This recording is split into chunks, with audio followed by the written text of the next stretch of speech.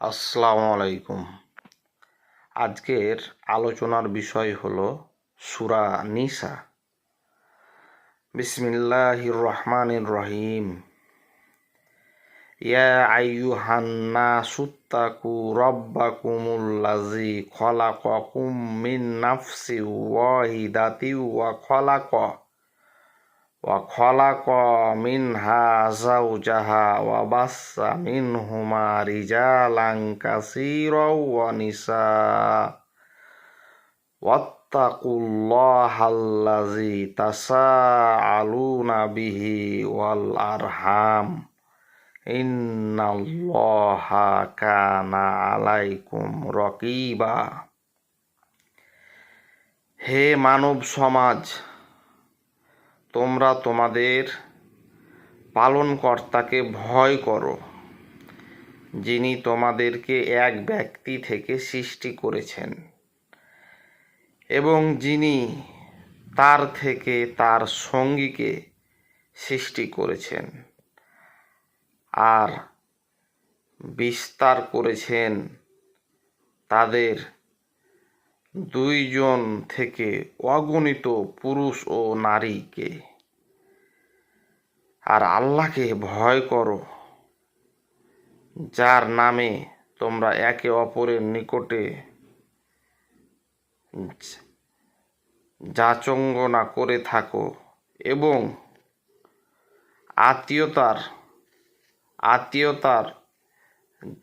আত্মীয় জাতিতে ব্যাপারে সতর্ক অবলম্বন করো। জাতীয়তার ব্যাপারে সতর্কতা অবলম্বন করো। এখানে আত্মীয়তা ও জাতীয়তার ব্যাপারে সতর্কতা অবলম্বন করতে বলেছেন এবং নিশ্চয় আল্লাহ তোমাদের ব্যাপারে সচেতন রয়েছেন। আল্লাহ বলছেন এই আয়াতটিতে, মানে আল্লাহ যে আমাদেরকে সৃষ্টি করেছেন এক ব্যক্তি থেকে, আমাদের সঙ্গী, আমাদের এই পুরো পৃথিবীর মানুষকে সেই স্রষ্টার ইবাদত করতে বলছে। আর আত্মীয়তার বন্ধন ছিন্ন করা থেকে বিরত থাকতে বলছেন। আত্মীয়তার বন্ধনকে শক্ত করে ধরার আদেশ করছেন আমাদের স্রষ্টা। চিন্তা করুন, কত সুন্দর একটি আয়াত। এইরকম সুন্দর উপদেশ আর কোন গ্রন্থে দিতে পারে, কোন কিতাবে দিতে পারে বলুন? আপনার সাথে আমার সুন্দর সম্পর্ক হোক, এটা কে চাইবে স্রষ্টা ব্যতীত?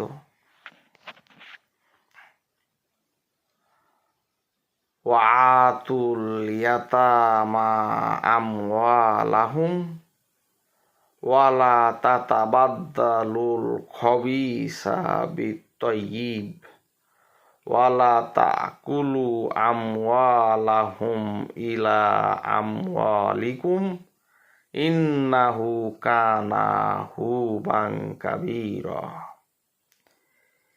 এতিমদেরকে তাদের সম্পদ বুঝিয়ে দাও,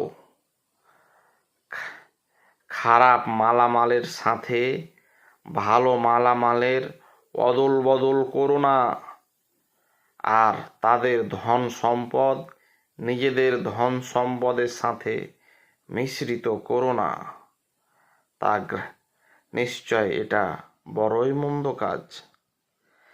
এই যে, যদি আপনি আমি এতিম হতাম আর আমাদের সাথে এমনটি করা হতো যে আমাদের ধন সম্পদ আমাদেরকে যদি বুঝিয়ে না দেওয়া হতো, তাহলে অবশ্যই আমরা অনেক কষ্ট পেতাম।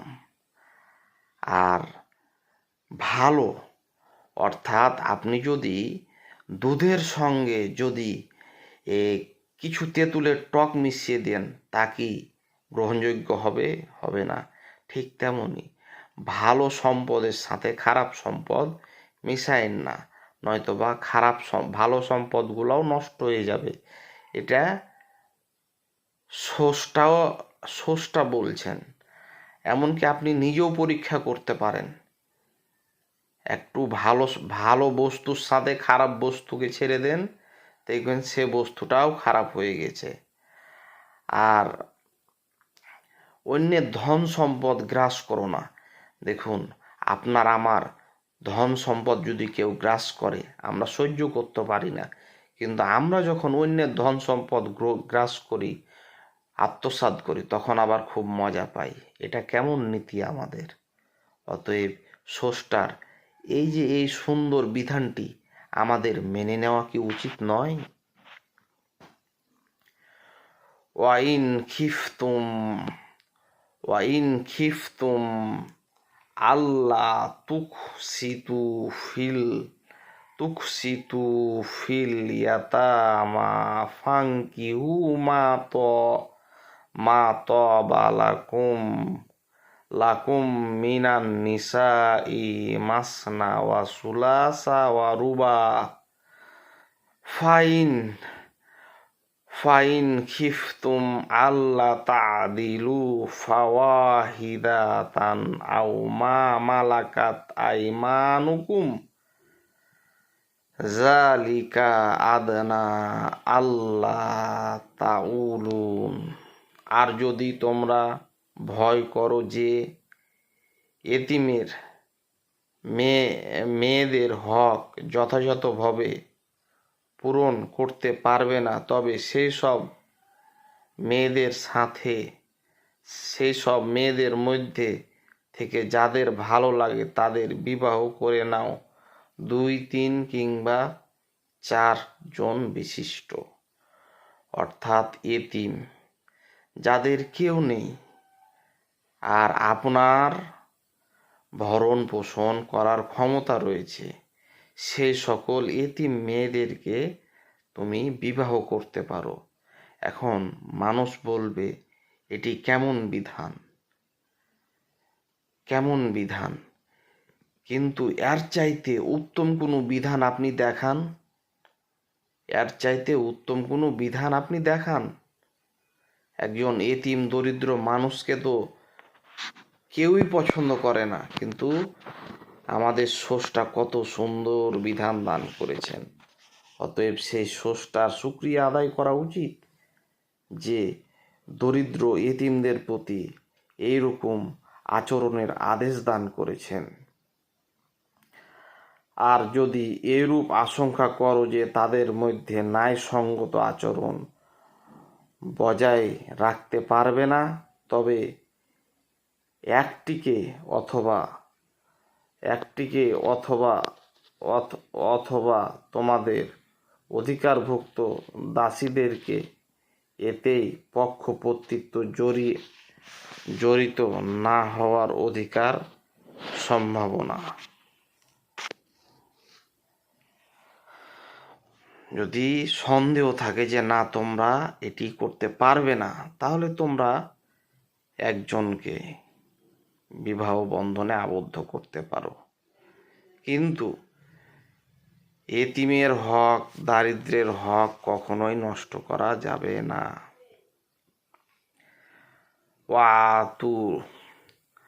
ওয়াতু আন-নিসা সাদুকাতিহিন্না নিহলা ফাইন তিবনা লাকুম আং শাইইম মিনহু নাফসাং ফাকুলুহু হানিআম মারিয়া। আর তোমরা স্ত্রীদের তাদের মোহর দিয়ে দাও খুশি মনে। এই যে স্ত্রীদের মোহরটা খুশি মনে দেওয়ার কথা বলছেন, দেখুন, আপনার মেয়েকে যদি কেউ খুশি মনে তার স্বামী মোহর না দেয়, আপনার কেমন লাগবে? খুব খারাপ লাগবে। তাহলে আপনি কেন আপনার স্ত্রীকে দেবেন না? আর যদি খুশি হয়ে তা থেকে অংশ ছেড়ে দেয়, তবে তা তোমাদের স্বচ্ছন্দে ভোগ করো। আর যদি সেই মোহরটা যদি তোমার স্ত্রী খুশি মনে ছেড়ে দেয়, তাহলে তা আবার ভোগ করারও বিধান দিয়েছেন আল্লাহ। দেখুন কি সুন্দর একটি ধর্ম, কি সুন্দর একটি স্রষ্টার বিধান। এরকম বিধান আর কোথায় পাবেন এর চাইতে উত্তম? পৃথিবীর সব ভালো বিধানগুলো একত্রিত করেছেন আল্লাহ আমাদের স্রষ্টা মানুষের জন্যে। ওয়ালা তু সুফাহা আমওয়ালু আমওয়ালাকুমুল্লাতি জাআলাল্লাহু লাকুম কিয়ামান ওয়ারযুকুহুম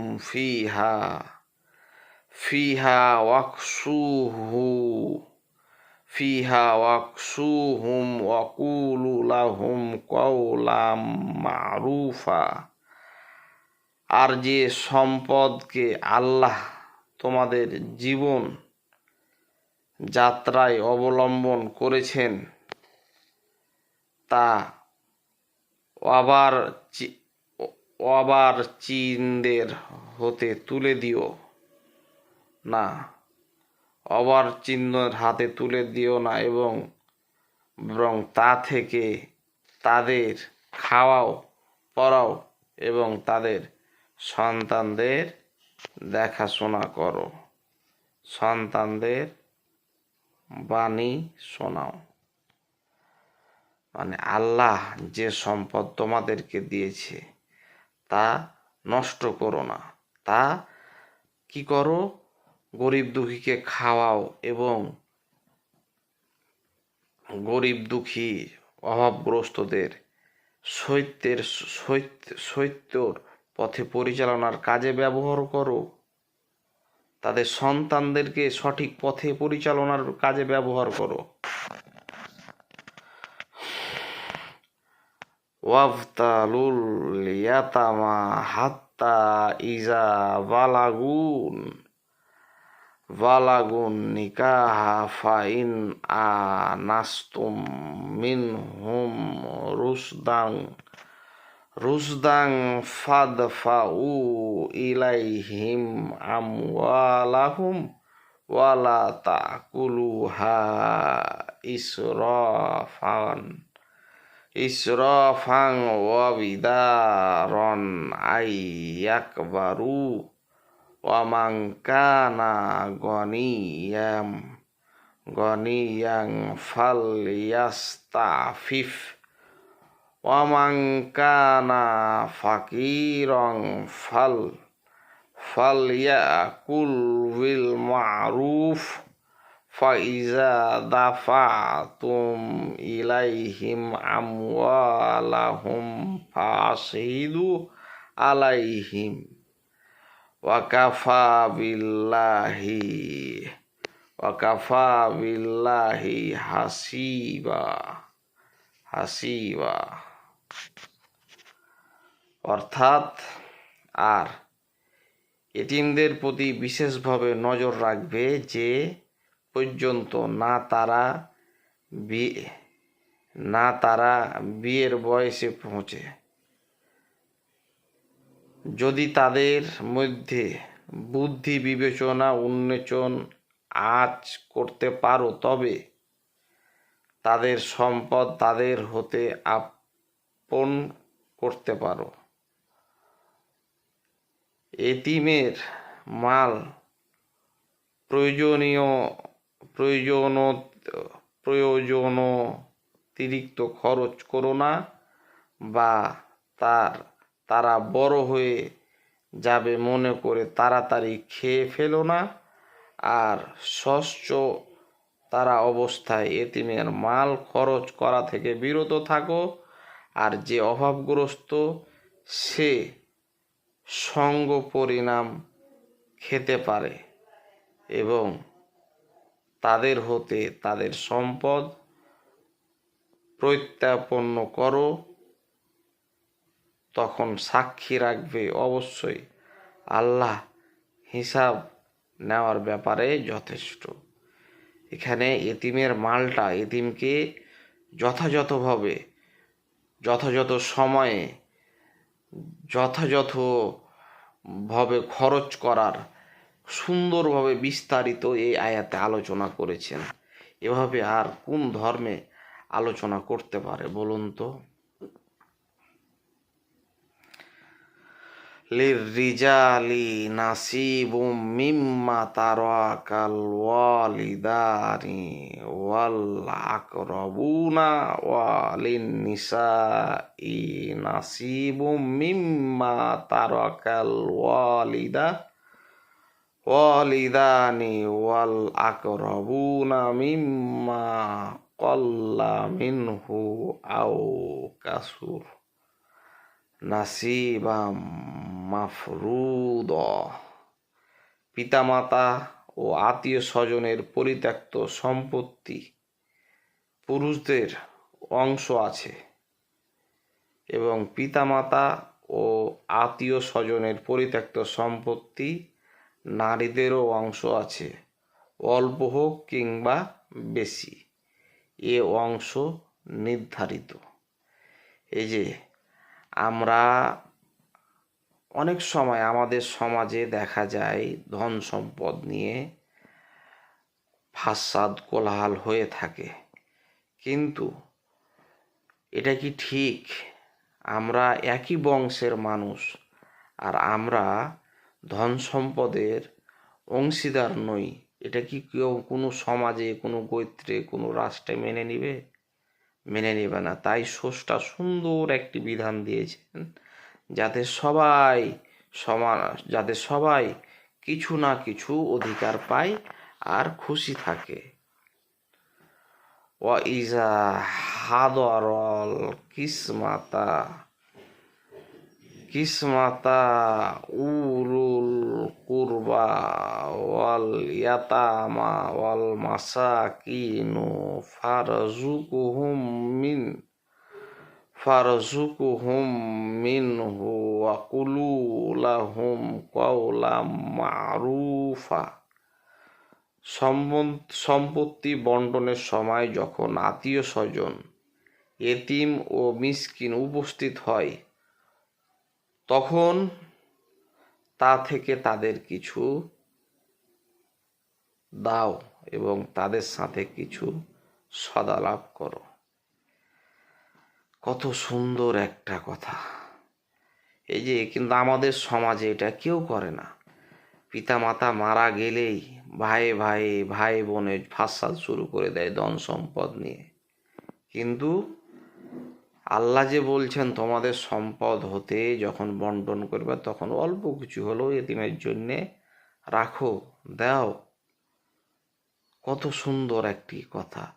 যদি আপনি আমি এতিম হতাম তাহলে ঠিকই তো অন্যের দিকে চেয়ে থাকতাম, কিন্তু আল্লাহ আমাদেরকে এতিমের ঘরে জন্ম দেননি, তাই আমরা কত অহংকার করছি।